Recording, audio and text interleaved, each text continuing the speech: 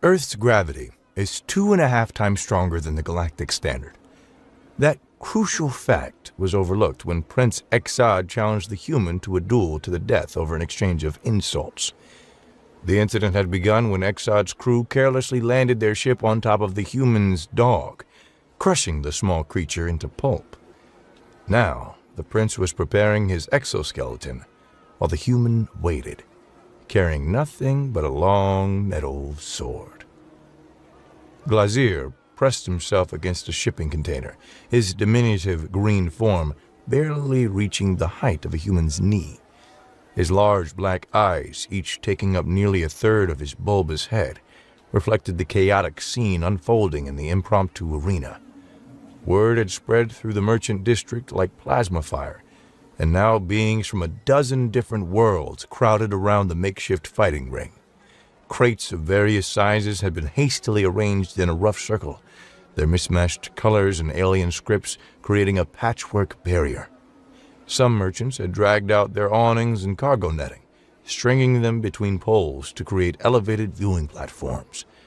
The air thrummed with excitement, and the electronic buzz of translation devices working overtime to convert the multilingual roar into comprehensible cheers. Breathe, Exod! Breathe, Exod! The chant rose from the Aluzar contingent, their deep voices resonating through the thin atmosphere of the trading station.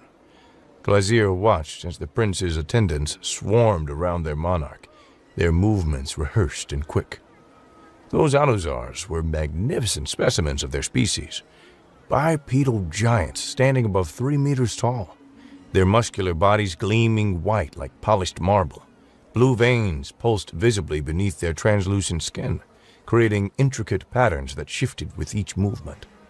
Their world, Glazier knew, was a moon with only 90% of galactic standard gravity, which explained their impressive height and the delicate, almost ethereal quality of their movements in the station's standard gravity field. The attendants worked with reverent care, attaching piece after piece of the molecular exoskeleton to their prince's already imposing frame.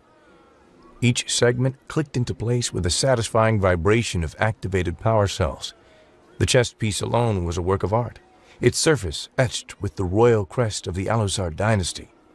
The leg components were particularly impressive, with pneumatic assists at every joint and shock absorbers built into the feet.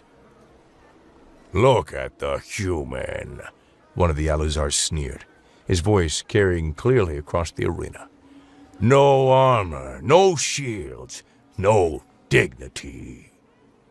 Glazier's attention shifted to the other combatant, and he felt a wave of pity wash over him. The human stood alone at the opposite end of the makeshift arena, a figure that seemed almost pathetic in comparison to the technological marvel being assembled before him. The man's clothes were little better than rags, a torn gray shirt that might have once been white, pants held together with improvised patches, and boots so worn that Glazier could see toes peeking through gaps in the material. But it was this sword that drew the most mockery. The weapon was absurd. It stretched nearly 2 meters in length, its blade wider than the human's own torso. The metal was dull and pitted, showing signs of poor maintenance or perhaps simply age. The human gripped it with both hands, the muscles in his arms straining visibly just to hold it upright. How he expected to swing such a monstrosity in combat was beyond Glazier's comprehension. Perhaps he plans to use it as a walking stick when the prince breaks his legs, another Aluzar called out, causing a ripple of harsh laughter through their ranks. Or maybe he'll surrender and offer it as scrap metal to pay for his funeral, added another. The human's expression remained remarkably calm throughout the verbal assault. When the laughter died down enough for him to be heard, he spoke in a voice that was surprisingly steady. You know, he said, shifting his grip on the massive sword, no human would be able to use this sword on Earth, not with Earth's gravity being what it is. A rueful smile crossed his weathered face. Hell, I'm so poor I couldn't even afford to keep it sharp.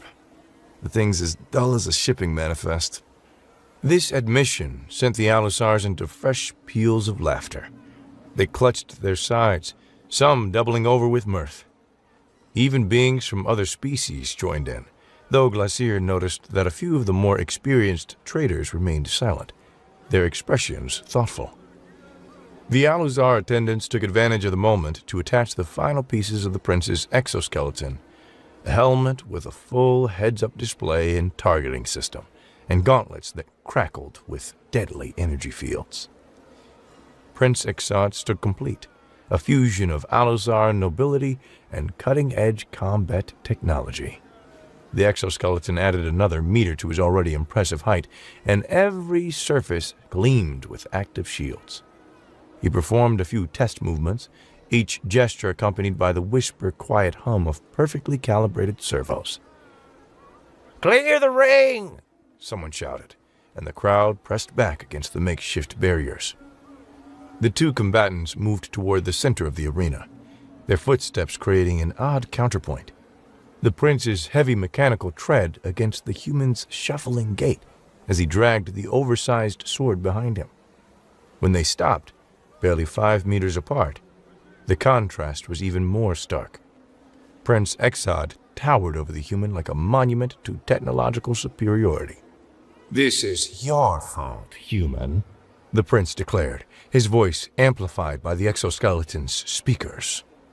"You should have controlled your beast better. Did you truly expect royalty to watch for every piece of biological refuse that might be scurrying underfoot? I have the right to land my ship wherever I please on this station. Your dog was simply in the wrong place at the wrong time." The human said nothing, merely adjusted his grip on the sword's handle. Glacier noticed that despite its apparent weight, the man's breathing remained steady. "No words, no pleas for mercy." Prince Exod raised one powered fist, energy crackling between the fingers. "Then let us end this farce." The prince attacked with shocking speed, his exoskeleton-enhanced muscles launching him forward in a blur of motion. His fist descended like a meteor, aimed directly at the human's head. But the human wasn't there. Moving with surprising agility despite the enormous sword, he had stepped aside at the last possible moment. The prince's fist smashed into the deck plating, leaving a crater the size of a dinner plate. "Stand still, vermin!" Exod snarled, whirling to face his opponent. The next few minutes were a study in frustration. The prince attacked with increasing fury, each blow capable of shattering stone, each movement enhanced by the finest military technology the Alusar Empire could produce. Yet the human continued to evade, always by the narrowest of margins, always dragging that ridiculous sword with him. It should have been impossible. The weight alone should have made such movements exhausting, yet the human showed no signs of tiring. Glacier found himself leaning forward, his large eyes tracking every movement. There was something about the way the human moved, something that nagged at the back of his mind. It wasn't quite right. It wasn't quite... The realization struck him like a shock prod. The human wasn't struggling with the sword's weight. He was using it. Each dodge incorporated the weapon's momentum, letting its mass help pull him out of the way of the attacks. What looked like desperate evasion was actually a careful dance, one that took into account the difference between the station's standard gravity and what the human's body was naturally adapted to handle. Prince Exod, lost in his rage, noticed none of this. His attacks became wilder, more predictable. The crowd's cheers had faded to nervous murmurs as the expected quick execution stretched into an actual fight. Then, in a moment that seemed to stretch into eternity, the human found his rhythm. The prince lunged forward with both fists extended, committing fully to what he clearly expected to be the killing blow. The human planted his feet, gripped the sword's handle, and swung. The blade moved in a perfect arc, its dull edge irrelevant against the sheer kinetic energy being delivered. In the station's lighter gravity, the human could move the massive weapon with a speed that would have been impossible on his homeworld. But the strength required to swing it? That came from muscles adapted to Earth's crushing gravitational pull. The sword connected with the top of Prince Exod's helmet head with a sound like a starship hull breaching. The exoskeleton's shields flared and died. The helmet crumpled. And Prince Exod of the Alozar Empire was driven straight down into the deck plating like a nail beneath a hammer, his body compacting with a series of wet crunches that made even the hardened merchants in the crowd turn away. When the dust settled, the prince lay in a crater of twisted metal and shattered deck plates, his body crushed just as thoroughly as the small dog he had so carelessly killed. The arena fell silent. The Alozars stared in shock at their fallen prince, their white faces somehow managing to pale even further. Several of them began backing away, their earlier bravado evaporating like atmosphere through a hull breach. The human stood over his fallen opponent, finally letting the sword's tip rest against the ground. The weapon had performed its purpose, not as a cutting implement, but as the most primitive and effective tool known to any gravity-bound species. A lever, wielded by someone with the strength to use it. We will return with the royal fleet," one of the attendants stammered, trying to salvage some dignity from the situation. "You will pay for this atrocity." The human laughed, a sound devoid of humor. "I've already won," he said, using the sword as a support to lean on. "Your idiot prince accepted a duel with someone who had nothing left to lose. That, my friend, is the purest form of stupidity in any star system." As the Alozars gathered their prince's remains and fled, Glacier remained pressed against his shipping container, processing what he had witnessed. The human stood alone in the arena, surrounded by the debris of combat, still holding his impractical weapon. The crowd dispersed quickly, no doubt already spreading the tale across the station and beyond. Earth's gravity is 2.5 times stronger than the galactic standard. That crucial fact would never be overlooked again.